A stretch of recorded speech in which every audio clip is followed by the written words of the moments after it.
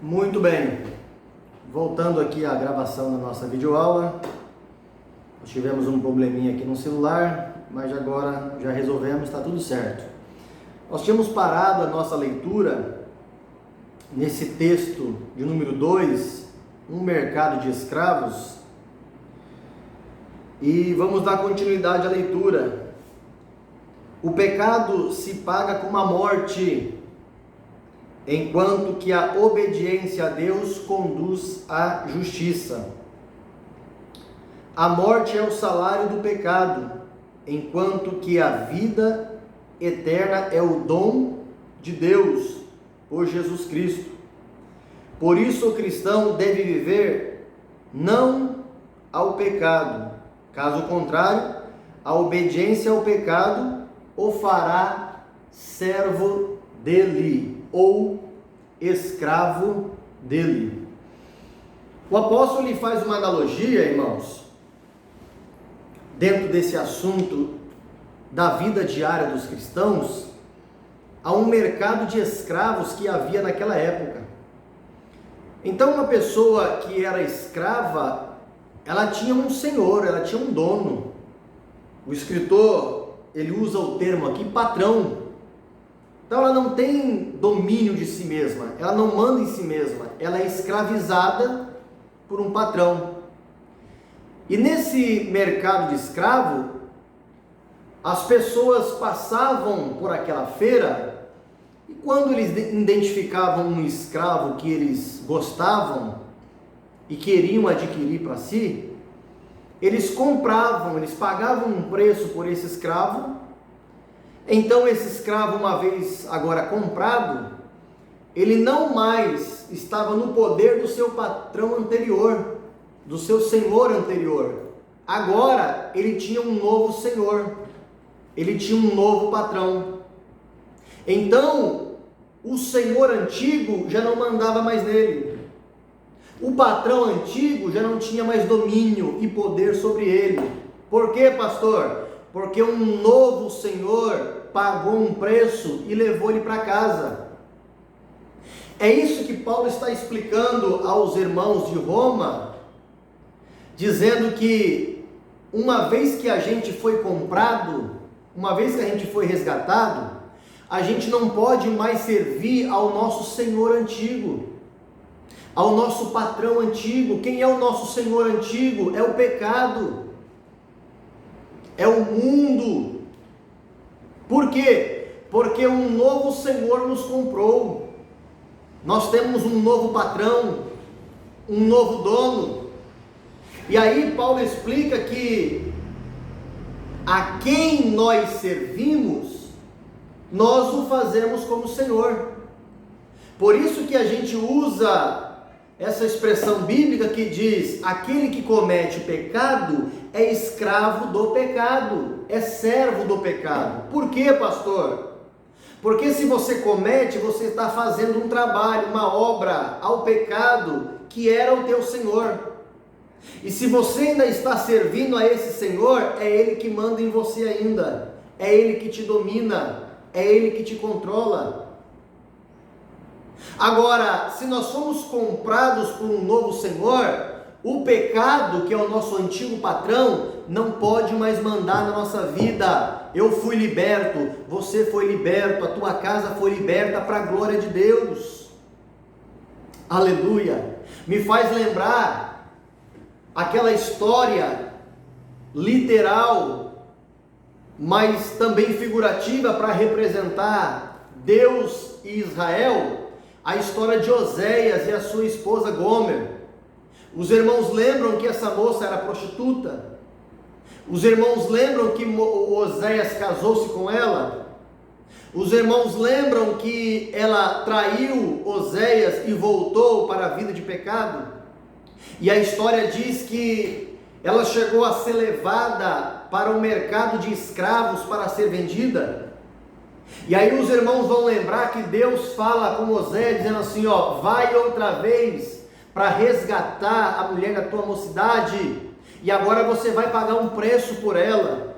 E aí Oséias pega uma quantia, um valor de escravo, e vai até o mercado de escravo, e fala com o dono dela naquele momento, que é interessado por ela, que quer compra ela, paga o preço e leva ela para casa. Só que Oséias deixa bem claro para ela: agora você não pode mais ir embora, porque agora eu te adquiri com preço, eu te paguei, eu te comprei, agora você pertence a mim, você não pode mais ir embora. Foi exatamente isso que Jesus fez. Nós estávamos no mercado de escravos, servindo ao nosso Senhor chamado pecado. Aí Jesus desceu lá do seu lugar de glória aqui para a terra e foi até esse mercado de escravo e nos escolheu. E disse assim: ó, eu gostei dele, eu quero investir na vida dele, eu quero mudar a vida dele, eu quero transformar ele, eu quero levar ele para mim, mas ele é muito caro. Aí Jesus diz: mas eu vou dar a maior oferta, eu vou pagar o maior preço. Talvez o Satanás disse assim: mas qual é a quantidade de ouro que o Senhor vai dar por eles? E Jesus respondeu: eu não estou falando de ouro, eu não estou falando de prata, porque o meu sangue é muito mais valioso, muito mais, oh glória, é muito mais poderoso, precioso, valioso do que qualquer ouro e prata que possa haver nessa terra. É por isso que o apóstolo Pedro diz: não foi por intermédio de prata e de ouro que foste resgatado da vossa vil maneira de viver, mas sim pelo precioso sangue de Jesus. Jesus deu a maior oferta, ninguém poderia dar uma oferta maior do que a que Jesus deu, ninguém. Agora, se alguém se diz cristão e continua na prática do pecado, Jesus não é o seu Senhor, Jesus não é o seu patrão, não é o seu dono. Mesmo que ele tenha pagado o preço, sempre tem alguém que deseja servir o seu patrão antigo, o seu senhor antigo, através das suas práticas pecaminosas. Então Paulo nos orienta o seguinte: não é porque nós estamos libertos da lei que a gente tem que viver uma vida entregues às nossas naturezas carnais. Não é porque estamos debaixo da graça, pelo contrário, nós temos que honrar aquele que nos comprou, porque ele é santo, nós estamos unidos a ele. E aí Paulo, ele traz esse ensino maravilhoso, a consequência. Se você continuar servindo ao seu senhor antigo, se você continuar servindo ao seu patrão antigo, sabe qual é o final disso? Sabe qual é? Morte. Porque Paulo diz: o salário do pecado é a morte, mas o dom gratuito de Deus é a vida eterna. Se a gente continuar servindo ao nosso Senhor antigo, ao nosso patrão antigo, ele vai nos dar um salário, porque para todo trabalho tem um salário, e o salário do pecado é a morte. Não tem como mudar essa sentença. Mas a recompensa que vem da parte de Jesus é a salvação. O salário do pecado é a morte, porém o dom gratuito de Deus, dom gratuito, de graça,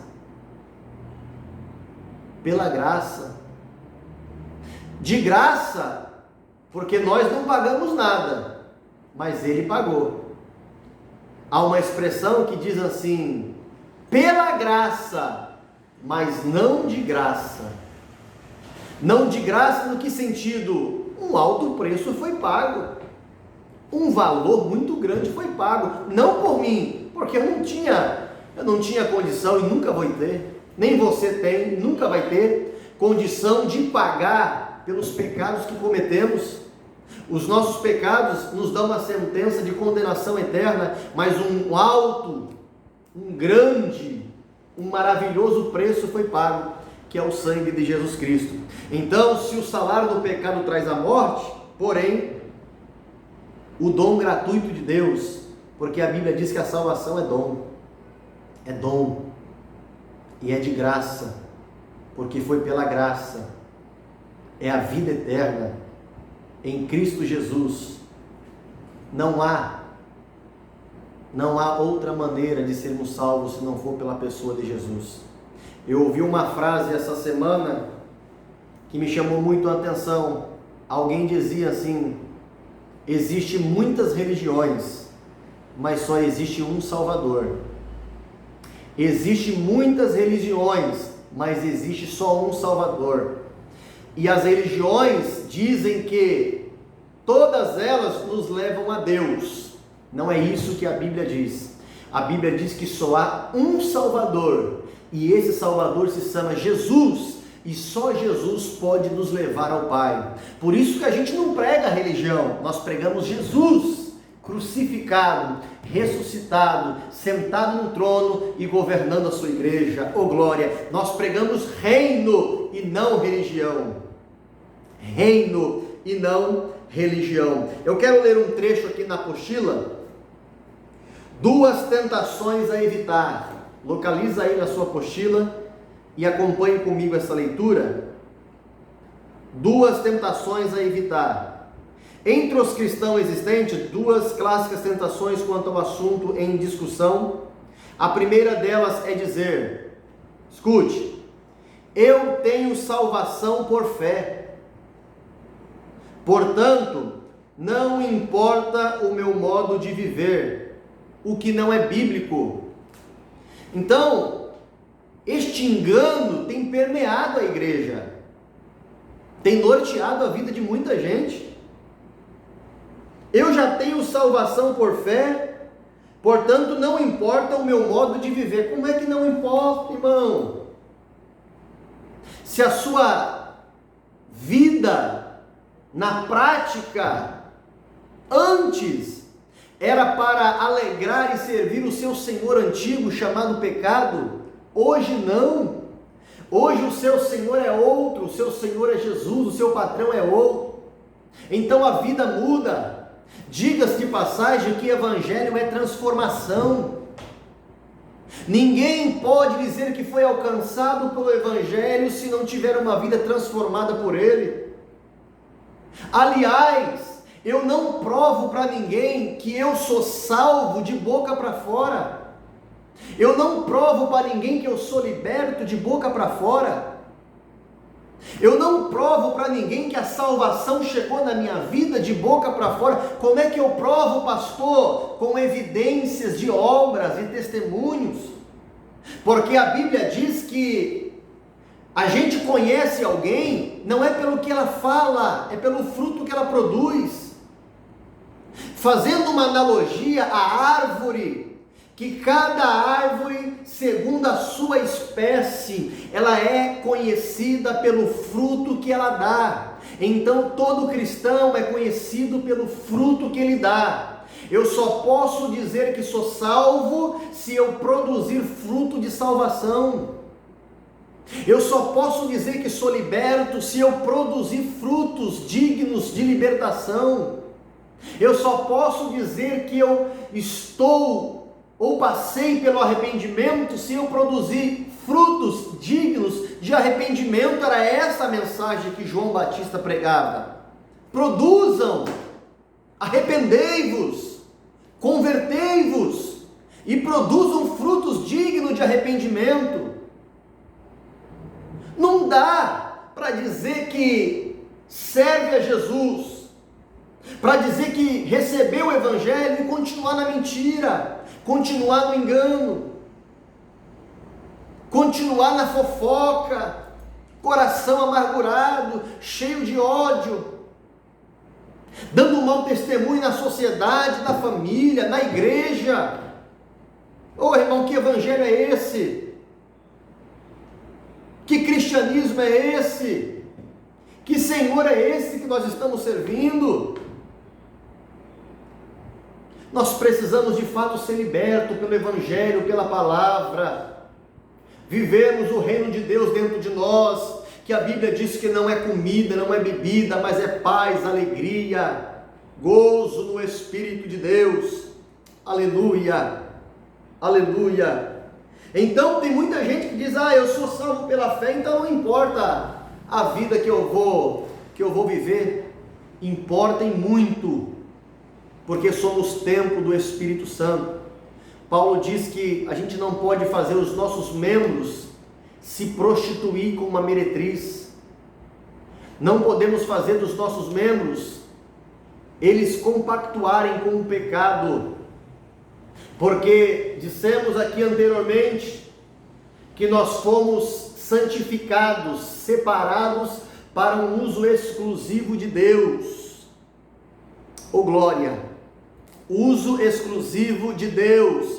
De uma mesma fonte, diz Tiago, não pode jorrar água doce e água salgada. Ou é salgada ou é doce.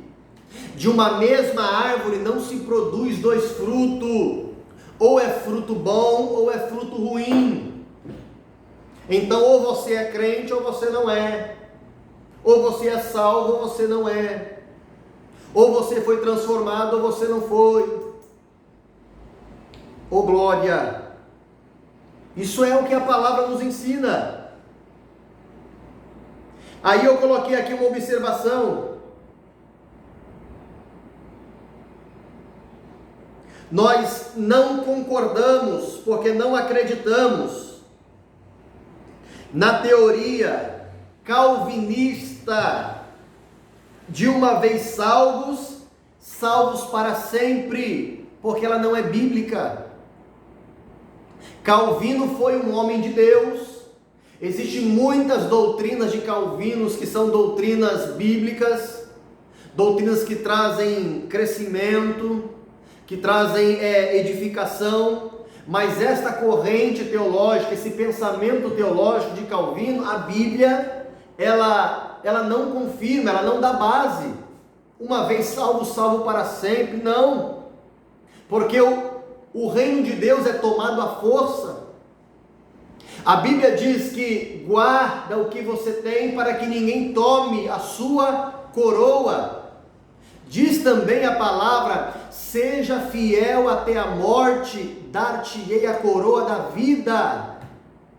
Diz também a palavra, aquele que perseverar até o fim será salvo. E tantos outros textos, tantas outras referências, dão uma alusão a essa doutrina que nós estamos aqui falando sobre a salvação em Cristo Jesus. Jesus pagou o preço, sim, mas a gente tem que pagar o nosso também. Não, o preço que a gente paga não é para ser salvo, o preço que a gente paga é para estar em união com Cristo, em comunhão com Cristo, em santidade com Cristo. É o preço que a gente paga. Por isso que Paulo orienta os irmãos para não voltar às velhas práticas que anteriormente eles praticavam, porque eles morreram para o mundo. Uma segunda coisa que nós temos que evitar, a segunda tentação é a de pensar que estamos conservando a nossa salvação através de boas obras. Meu amado, meu querido, meu irmão em Cristo Jesus,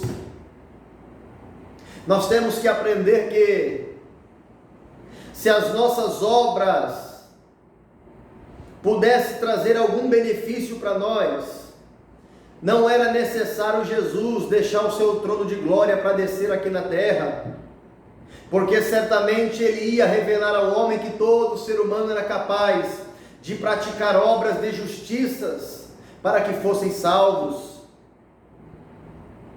Gabando-se das suas boas obras, a nação de Israel achavam que estavam fazendo a vontade de Deus, praticando obras que eles diziam que eram obras de justiça. Mas Deus, usando os lábios de Isaías, ele diz assim: olha, as vossas obras para mim são como trapos de imundícia. O que você pratica,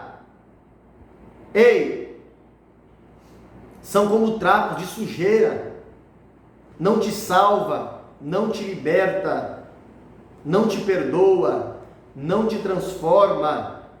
E tem tanta gente aí dizendo que a salvação é por caridade, a salvação é por boas obras.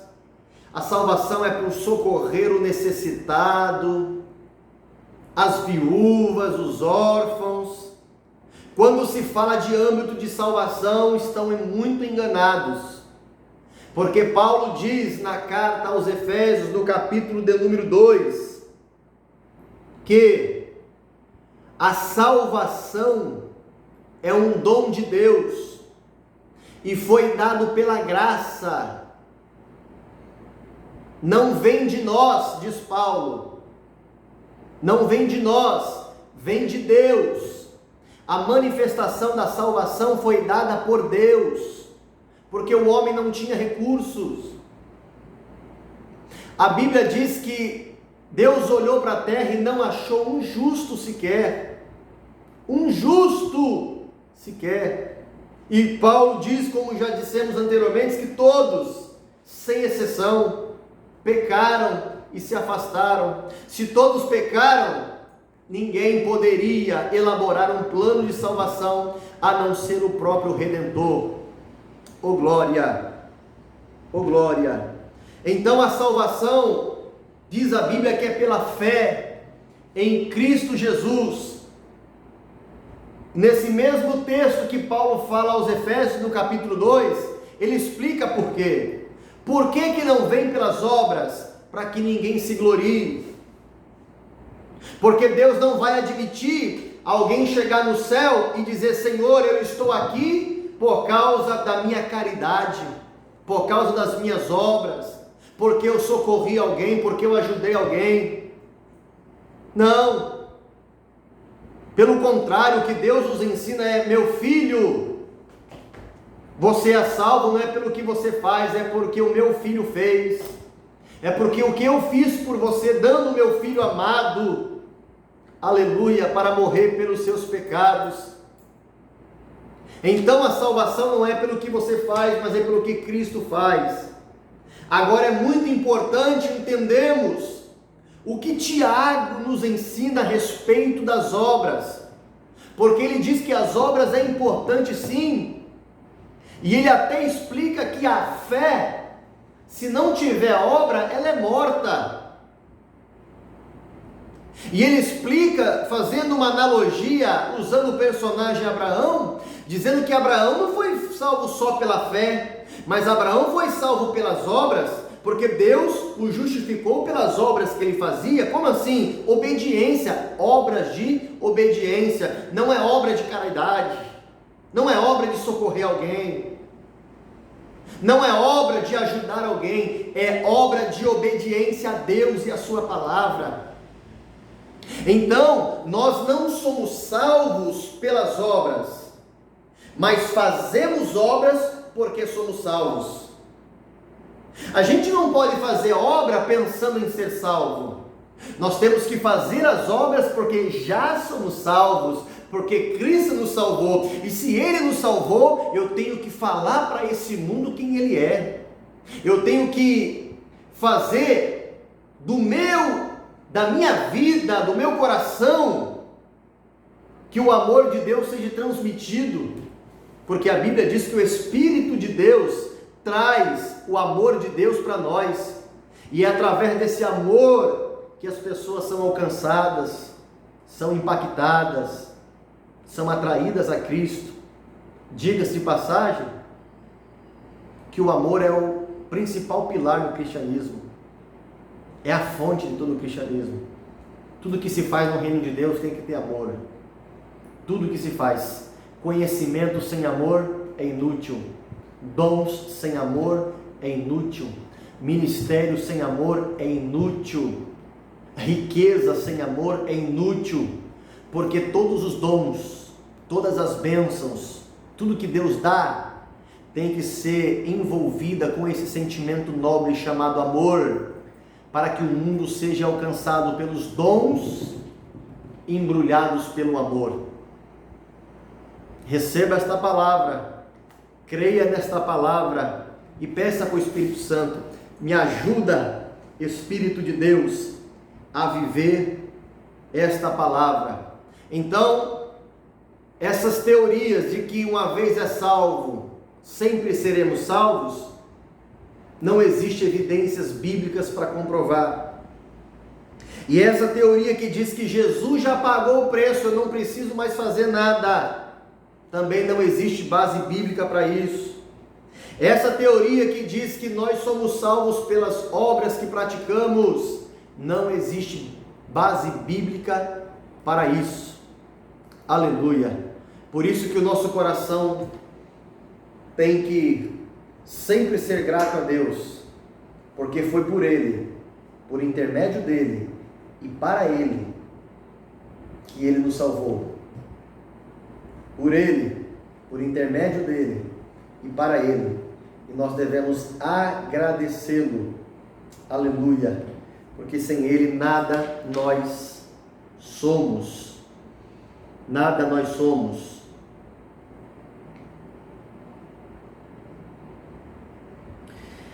Tem um trecho aqui na nossa apostila, a lei da liberdade. Na minha apostila eu vou pular o primeiro parágrafo e eu vou ler o segundo, que diz: o ímpio tem liberdade sem lei, enquanto o judeu tinha lei sem liberdade. Já o cristão nascido de novo tem a lei e a liberdade.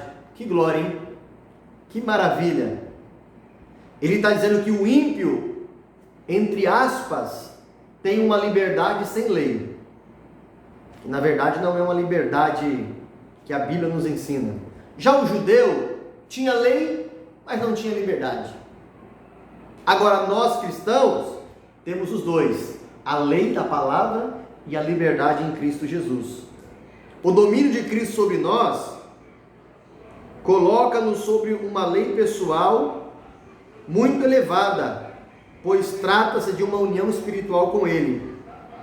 É a liberdade da lei, a lei de Cristo, liberdade da lei, vírgula, que lei, pastor? A lei de Cristo, não é a lei do Antigo Testamento, porque a lei do Antigo Testamento, ela não perdoava ninguém, ela não salvava ninguém. Diz as Escrituras que ela é um aio, uma ponte, um guia, que apontava para Jesus, que conduzia para Jesus. A lei, ela mostra o pecado, mas não tira o pecado. Jesus, ele não só identifica o pecado, mas como arranca o pecado. Como disse João Batista quando vi ele passando: eis aí o Cordeiro de Deus que tira o pecado do mundo. Oh glória! Que maravilha! Que maravilha! Então nós vemos que eu coloquei uma observação aqui na minha apostila. Nós estamos livres, porém desejamos estar presos ao nosso Senhor por amor. Nós estamos livres, porém desejamos, é algo espontâneo, é algo particular, é decisão própria. Queremos estar presos com Cristo, porque liberdade não é fazer o que quer, liberdade é viver na presença de Deus, fazendo a sua vontade. Por que usamos o termo liberdade? Porque o pecado não te prende, os vícios não te prendem, os demônios não te prendem, a depressão, a angústia não te prende. Por quê? Porque você está livre, você está liberto disso.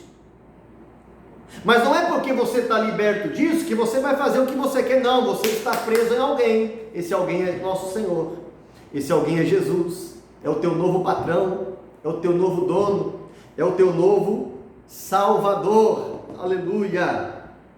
Salvador. Então a nossa liberdade está em Cristo, livre do mundo, para servir a Deus. Porque deixa eu dizer uma coisa, todo ser humano, querendo ele ou não, ele serve a alguém. Ou ele serve o pecado, ou ele serve a Cristo. Ou ele serve o mundo, ou ele serve a Deus.